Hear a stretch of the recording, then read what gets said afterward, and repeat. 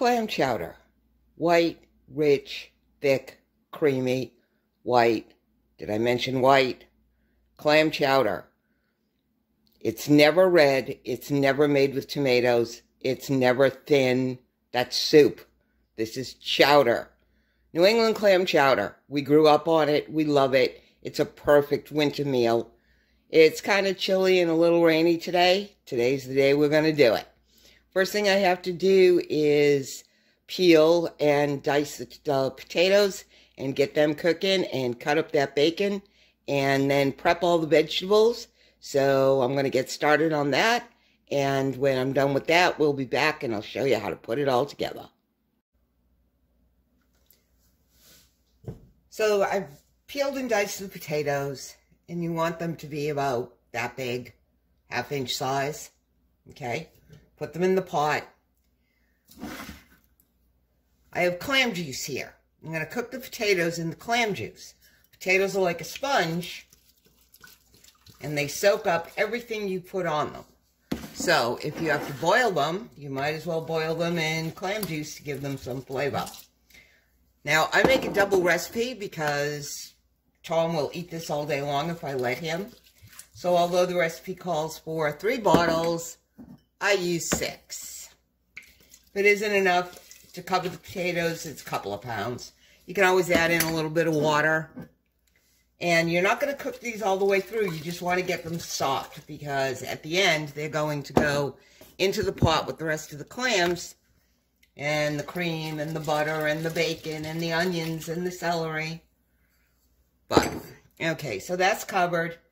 I'm going to move this. I'm going to turn it on high to start with because I need to bring those to a boil, and then I'm going to turn it down to medium-low and let them cook for about 10 minutes.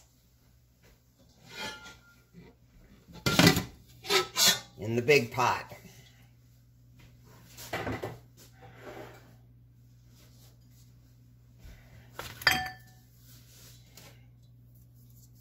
Whole stick of butter.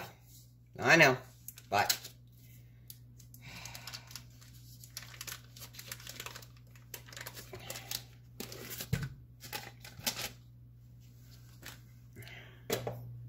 and turn that on about medium. You want that butter to melt.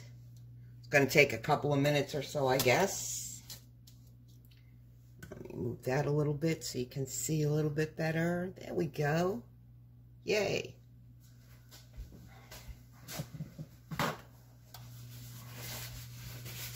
And when that butter melts, we're going to add in bacon.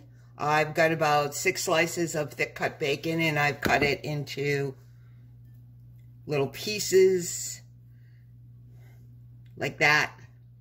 You just want to render those out. You know, this is going to be the base of all that goodness, so you want most of that fat to cook out for you so that you can make a really, really nice. It almost makes like a roux without making a roux, because at some point we are going to put a little bit of flour in this. And between the flour and the fat and the potatoes, it's going to thicken up beautifully. A utensil would help.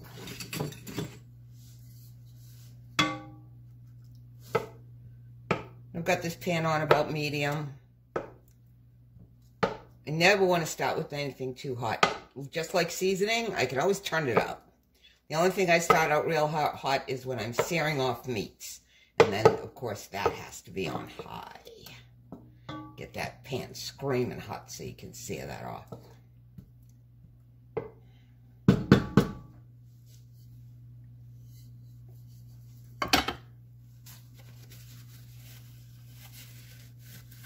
I just splash butter on the back of my stove.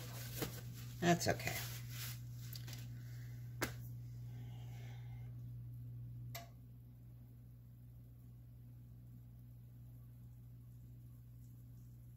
This is something in the winter that was always a staple on a Friday night. It's, you know, it's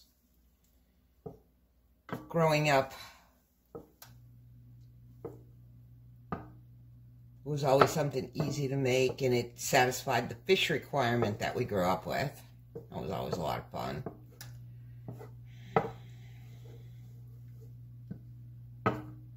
But when you live that close to the ocean, it's easy. So. Alright, so the butter is melted, and I'm just going to put this bacon in.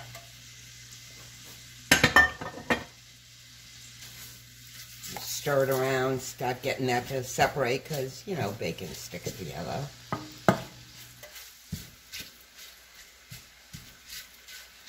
Alright, and this is going to take about 10 minutes for this bacon to render down nicely. You don't want it really crispy, but you do want it rendered out. You want to see, you know, no white streaks of fat on any of these pieces.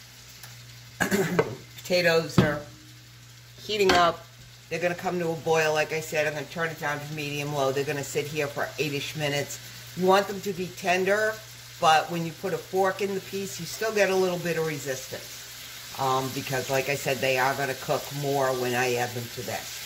So we're going to let this cook down until it gets to where it needs to be. Then we're going to add the vegetables and keep on going.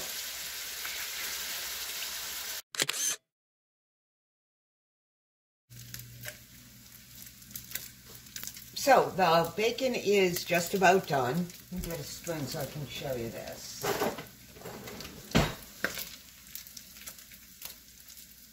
Okay, it should look like that. Just starting to get brown. Fat's rendered out, but it's not crispy. So, into that we're going to add our onions and celery.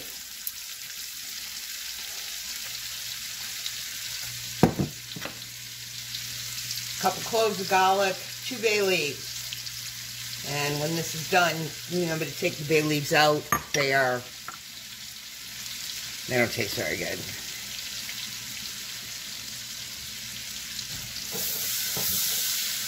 And I've turned this down to low because it's getting a little hot.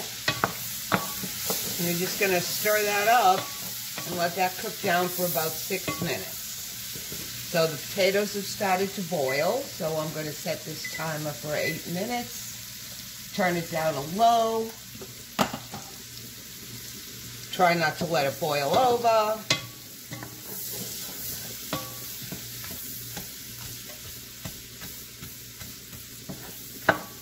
And when these vegetables are soft, we're going to add some flour. And then we're going to start putting this whole thing together. I use whole baby clams. I can't get the clams I would use in this normally. I can't get them here because I live in Virginia and this is, you know, this comes from Massachusetts. But so I use the whole baby clams instead of the chopped clams. It's clam chowder. You want clams. Oh. And I've already got those drained because I'm going to use the liquid that was also in the cans. And I'm going to strain out that liquid again because it is clams, and no matter how many times you rinse and wash, you always end up with some sand. So just as an added precaution, I put the clam juice through a fine mesh sieve before I add it to this. So I'm going to let these vegetables cook down. We're going to let the potatoes cook down.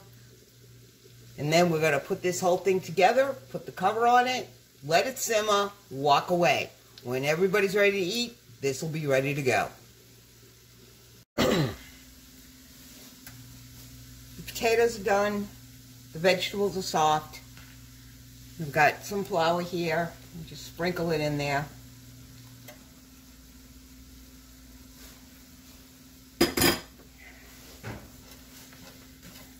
Stir it up. You're going to let this cook for a couple of minutes. You want to get that flour taste out, but you want to get all that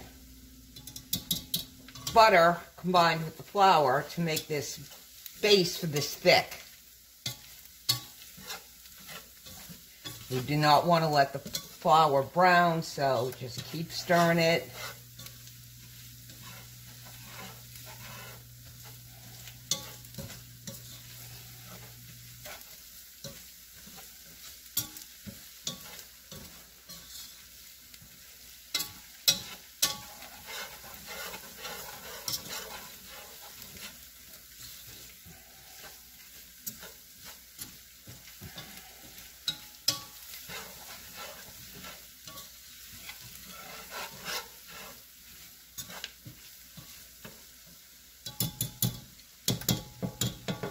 I'm going to turn this down to low for right now.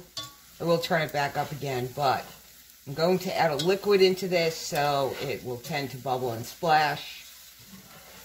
You want to turn it down to low so that it doesn't splash up in your face or your hands.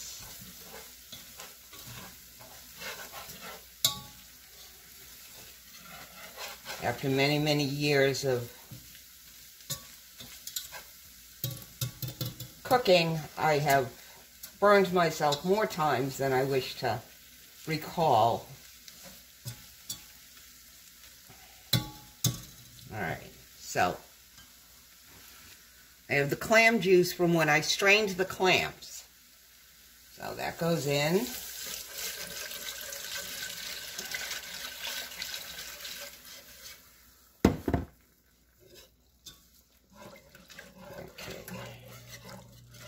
And back up to medium it goes. Stir that. Make sure you deglaze the bottom of the pan. You get all that mixed together.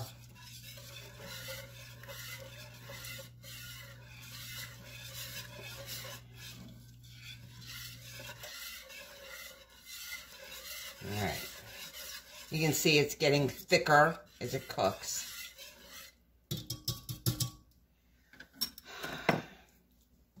Now we're going to take this pot of potatoes with the clam juice, and the whole thing's going to go in here. So please be careful because this was just boiling.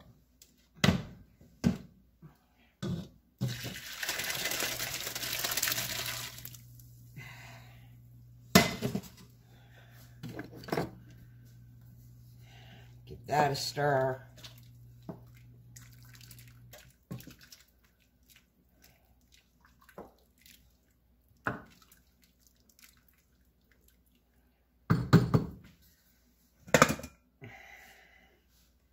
Baby clams,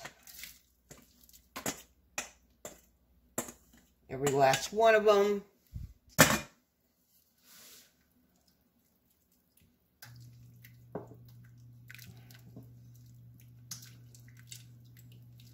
And give that a stir.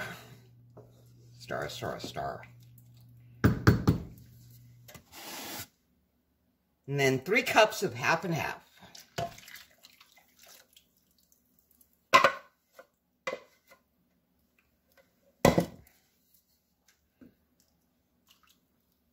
Now I'm going to keep this on medium-low. I'm going to bring it to a simmer, partially cover it,